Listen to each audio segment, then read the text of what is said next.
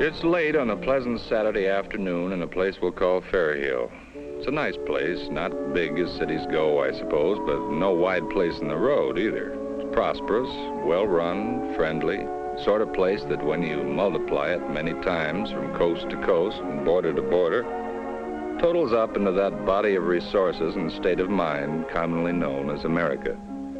There are the usual American ways of living and making a living, the factories, the banks, the shops and stores and offices, and inevitably, to keep them all functioning and in touch with each other, and with everybody else for that matter, the telephone building, home of the Middle County's telephone company.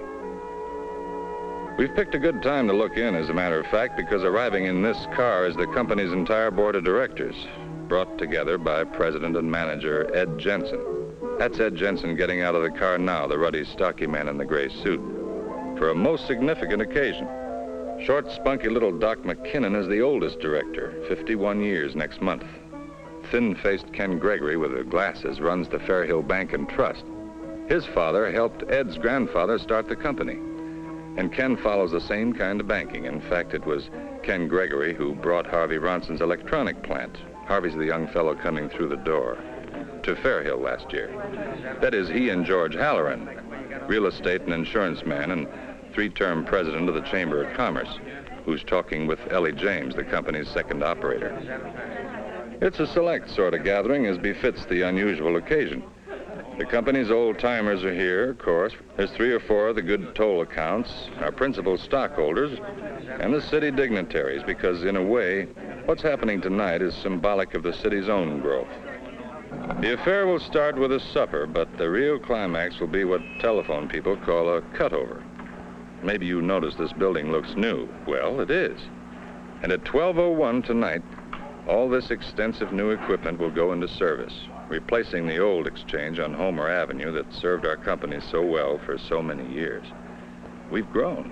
And so has Ed Jensen's oldest boy, Peter, who graduated from Tech 3 years ago and is now out on his own.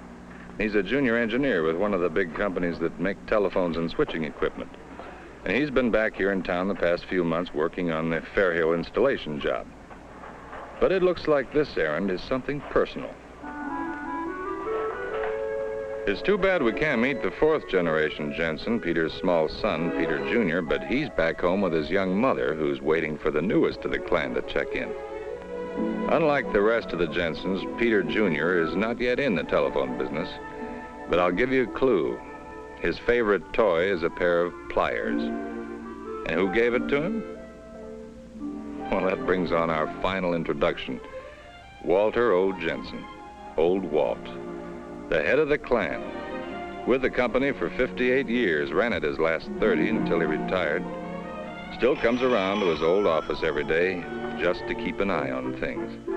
But it's a known fact that whenever the young fellows get in a real grade A bind, and it happens, they come running to the voice of experience, because Walt learned the telephone business the hard way. Anything he learned, he never forgot. And anything he ever got, well... Go ahead and say it, son. I never threw anything away either. This room, my son Ed used to call it Pop's Attic. But I noticed when the school teachers started bringing their classes around to tour the plant, he had that sign painted. And now Pop's Attic is the company's museum. He's even going to move it all over to his fancy new building if I ever get it packed. The way things started, back in 1895, my father, George Jensen, was running the drugstore in town, and he got tired of walking over to young Doc McKinnon's every time he couldn't read one of Doc's hen-track prescriptions. So, when he saw a mail-order ad for these new telephone instruments, he bought a pair and wired them up. Well, the hotel had always wanted to talk to the railroad station, and the livery stable wanted to talk to the feed mill, and anyway, one thing led to another, and pretty soon Mother was taking care of us kids with one hand and running the old switchboard with the other. Then Ken Gregory's grandfather's bank put up the money to string the first wire out along the farm roads, and, well, here we are. Free enterprise, you'd call it, if you were making a point of it. The bell telephones had mostly been installed in the larger cities where the population was concentrated. But the people in the smaller towns and on the farms needed the telephones just as much, maybe more. So when the basic bell patents expired in 93 and 94, independent telephone companies sprang up all over. Of course, when I say independent, I simply mean companies which are not part of the Bell system. Today, some 3,000 independent companies, more or less like ours, serve more than half of the service area of the whole country. We've got a strong national association. Just one of all those 10,000 dots is our Fairhill exchange. So while we're independent, it's a sure thing we're not alone. Some of the independent companies are very big indeed. Quite a number are the size of ours here. Others are smaller, progressive, one-exchange companies. But all are solid, long-established members of their communities. Many of them still family businesses with local stockholders, like our own Jensen family here in Fairhill. Well, in a few hours, we'll be moving out of this comfortable old generation building that served us and our community so well through the years, into Ed's fine new telephone office over on Center Street. But Ed's better posted on that than I am. Good evening. I'm Ed Jensen. And don't let Pa kid you about being out of touch. He's got his fingerprints on every schematic in the place. Well, as you gather, this is a big night for us. Underneath, when the supper is over and the hour of the cutover comes closer, you may sense a little tension. Of course, we all know that nothing can go wrong, but we just can't risk any interruption of the service. And we picked midnight on a Saturday for the cut because the normal traffic load is light, but you never can tell when there will be an emergency fire or police or doctor call.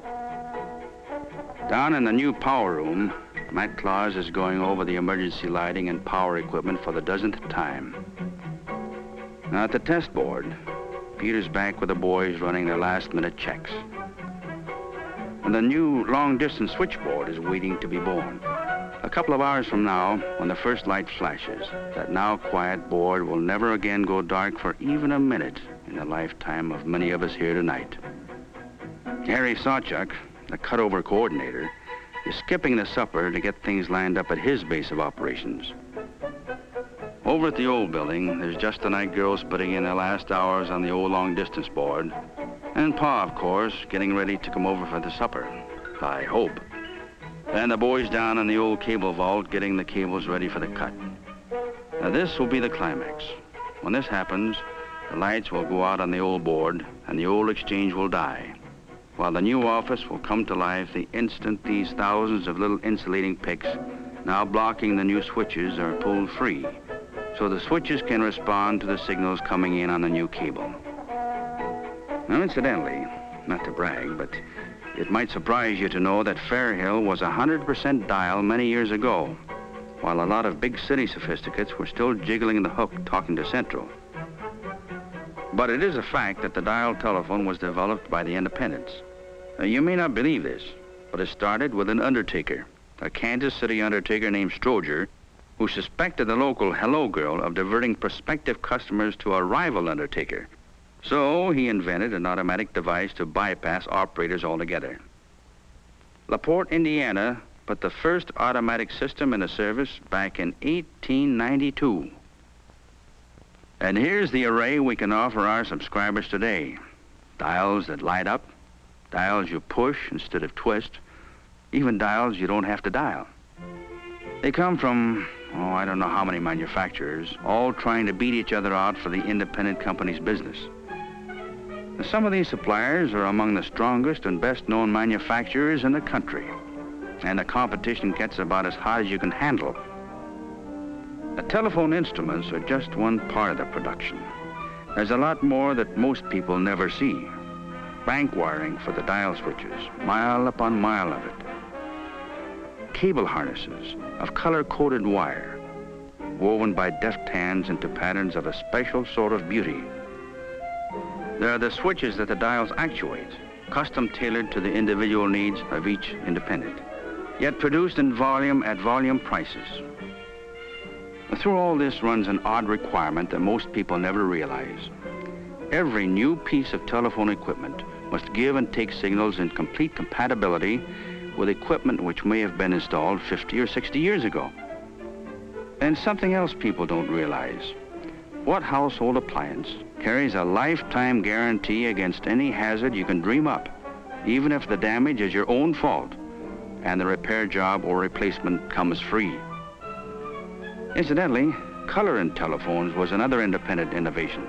But Grandfather was even ahead of the suppliers because back in 1910, all the banks out on County Road wanted a telephone colored to go with a new pink wallpaper, so Father painted her one.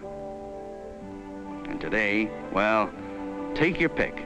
Everything but plaid. Of course, improved equipment is only a means to the real end, improved service. This first Fairhill switchboard was fine for its time, but for any call out of town, you'd give Central a number, hang up, and wait around until she called you back. But today, well, let's kill two birds with one call. Incidentally, there's a special reason why this call is going through this operator. First, I want to show the old-timers how we can put through a call 4,000 or 5,000 miles away almost as fast as downtown. Because this telephone instrument, made by an independent supplier and operated by an independent company, is an integral part of a communications network that spreads not only all over the country, but all over the world. Our independent local and intercity lines interconnect with a nationwide long-distance network and through it, across the seas, and link up with foreign systems. So, from any phone here in Fairhill, we can be speaking to someone in Cairo, Copenhagen, or Cape Town in a matter of moments. My long-distance call is headed about a half mile from the famous beach at Waikiki, where tonight is still this afternoon, and where Mickey Burns is soon going to be saying hello to a lot of old friends. I said I was killing two birds. Well, Mickey is our oldest retired employee. He taught Pa how to splice. He and Mary always wanted to live in the islands, and the retirement plan that Grandfather put in so long ago earned him what he wanted. Now, I mentioned that there was a reason why this call went through a particular operator. It's the operator herself. She's Mickey's daughter, Charlotte Burns. Charlotte's been with us 20 years herself. You know, it may sound corny, but it's true, that though the telephone business uses a lot of machines, it's the people that make the system work. And our people are very close to the people they serve. Can't help it in our kind of community. Of course, it's always been a personal sort of business right from the start. When the hello girl, no kidding, that's what they used to call her, she knew each user's voice and placed the calls by name rather than number. Some of our people you can see at their work, like when they're out setting poles. This pole is a replacement, by the way. The old one got in the way of some kids with a hot rod. They'll sue us, I expect. The equipment today makes the job a little simpler than when Pa was stringing wire. Oh, that decoration on the shirt fronts, by the way, is the old independent emblem. You'll see crews laying cables under the streets. Cables may carry 1,500 pairs of wire and more. When a reel runs out, a splicer must match up each pair. You'll see the installer bringing the drop wire from the pole to the building, placing the equipment and instruments inside. Of course, for every telephone employee you see, there are several you don't see, like those who put our removed instruments back into like-new shape for the next installation. The men and women in some of the bigger accounting and billing departments who use machines that make up your bills so fast, you get them even before you want them. And there's merchandising. Like any other business, privately run business that is, we have to sell our service. There's an impression around that because we're a regulated business, we're guaranteed a profit, but that's not so. We have to make our own way, every dollar of it, and every phone call we sell is competing with the telegraph companies, the U.S. mail, and with just plain walking or driving instead of phoning.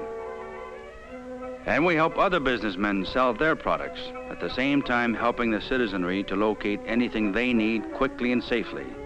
Because those ever-present yellow pages provide everybody with a free shopping directory. Of course, our business keeps growing, so in spite of all the automatic equipment, we're always hiring new telephone people. And I'll say this, when we get them, they usually stay. There's not much turnover. Now, Ken Gregory, you remember him, the banker, isn't officially one of our telephone people, but he's often a very useful partner because he represents money. And believe me, today's cost of modernizing and expanding telephone service is, well, here are some pictures we took at last year's open house. And every piece of gear you see means an investment. And since our business is regulated, we can't accumulate the money out of the profits for the constant expansion. More new lines, new buildings, new central office, new trucks, new everything. Much of our outside plant is vulnerable to natural hazards.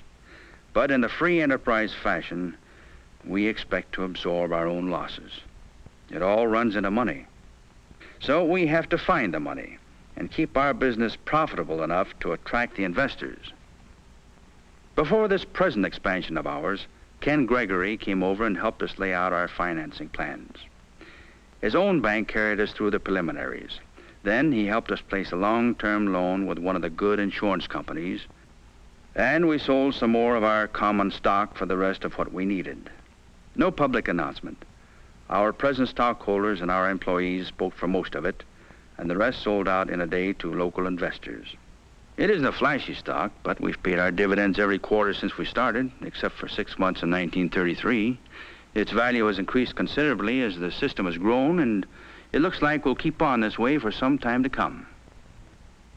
But it takes more than money to stay ahead in this modern communications business. It takes thought and technical talent and foresight and maybe a little genius. Here's a case in point. The dial-a-phone, where you flip the index to the name you want, and the machine remembers the number and then even does the dialing for you. In the research and development divisions of our independent suppliers, some of the finest engineering minds in the country are using some of the most advanced facilities to study solid-state applications, the transistors, diodes, and rectifiers, microwave applications, tropospheric scatter, for example, and any field of science which bears on better telephony. Mural telephones built in flush to the wall in modules, no-hands phones, push-button dials, even Vista phones, where someday you will see the person you're talking to. One promising advance is the electronic switchboard. Not quite a whole telephone exchange in a suitcase, but in a surprisingly small space at that, with packaged units that we'll replace in seconds. The independent supplier's history is studded with innovations, and they're going to keep right on inventing.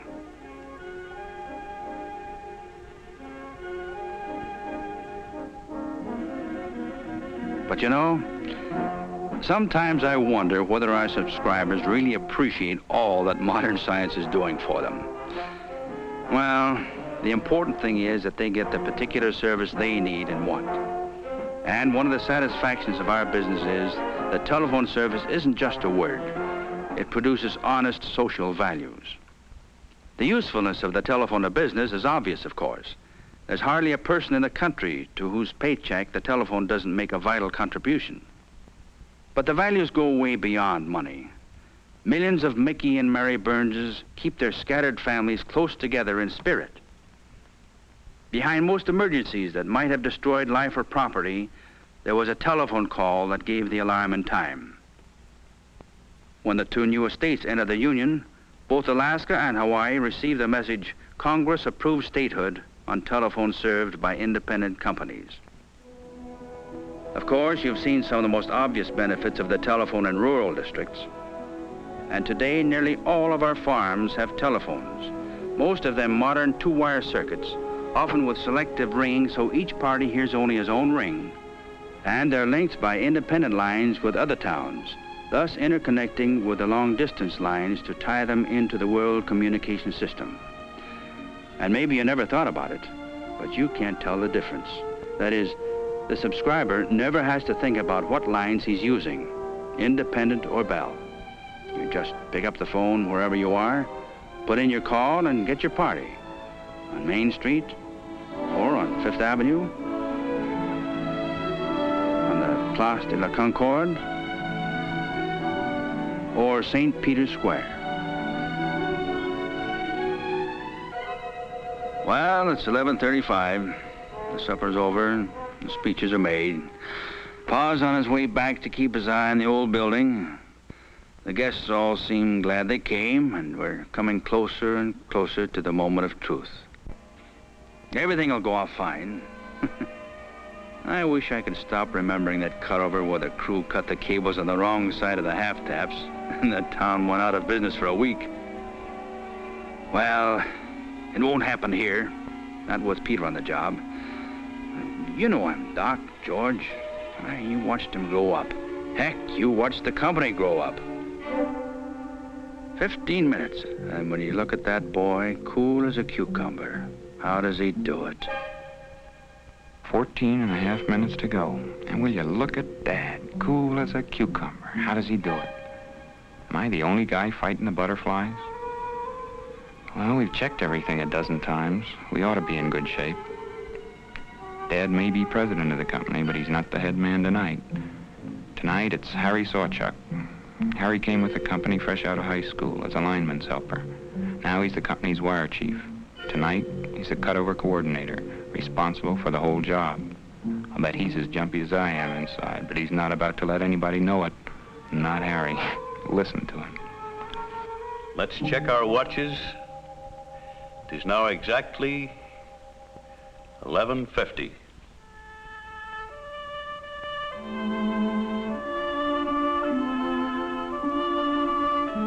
Man all stations.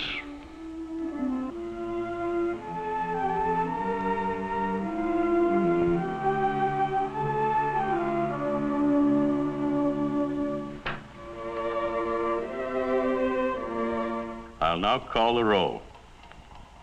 Traffic. Traffic ready. Power room. Power room ready. Cable vault. Cable vault ready. The mainframe. Mainframe ready. Test board. Test board ready.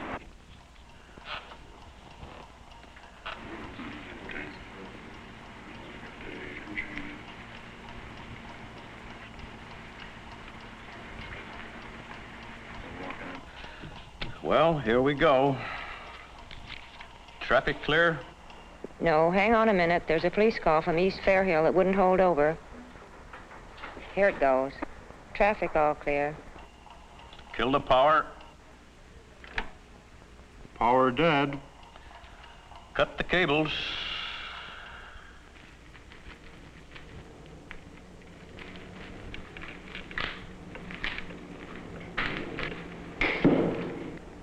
Cables cut. Pull the blocking strips.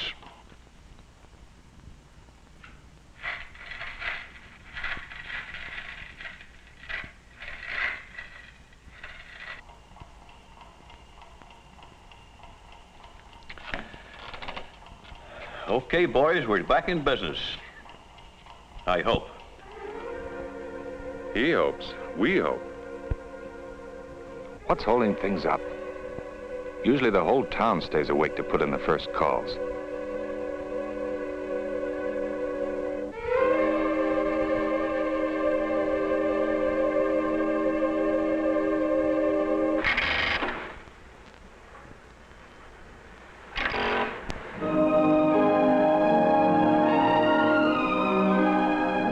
It works. Of course it works. Everyone knew it would, but, well, you never can tell.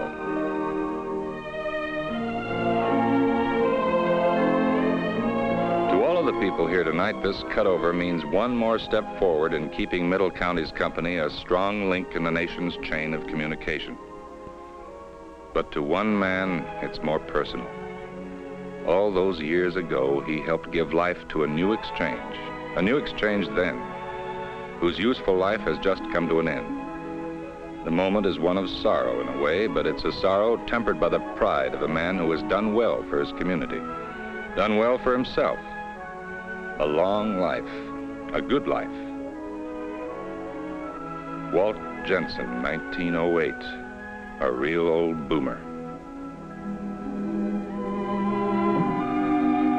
Bring out the old. Bring in the new.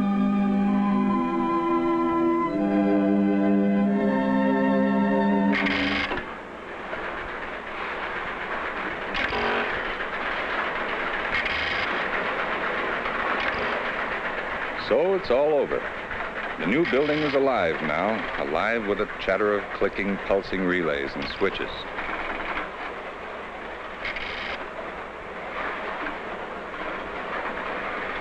And the Jensen family and the Middle Counties Telephone Company have passed another milestone.